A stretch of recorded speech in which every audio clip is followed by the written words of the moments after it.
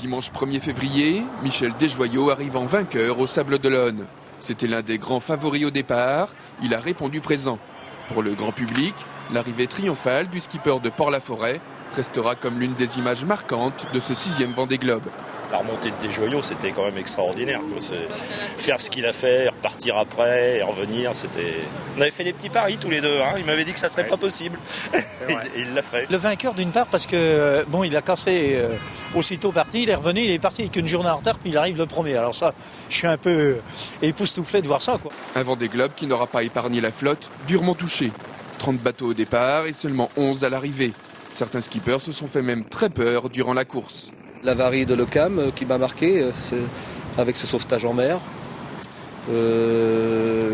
avec aussi le PRB qui a cassé suite à tout ça. Bon, c'est l'aventure. Hein. Generali, la Eliès, c'était quand même impressionnant.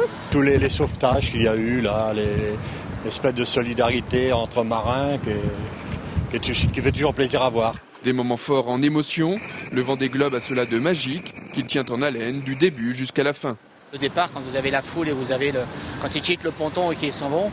Après, pendant la course, c'est des moments comme les naufrages ou des choses comme ça qui sont que on se prend au jeu à les regarder. Puis après, la victoire quand tout le monde arrive et puis le retour au port. Samantha Davis qui se révèle au grand public, Armel Lecléache qui confirme tous les espoirs placés en lui, la joie de Dick Afari et Steve White à leur arrivée au sable, la détresse de Quito de Pavan et Dominique Vavre, contraints tous deux à l'abandon. Le Vendée Globe 2008-2009, c'est aussi tout cela.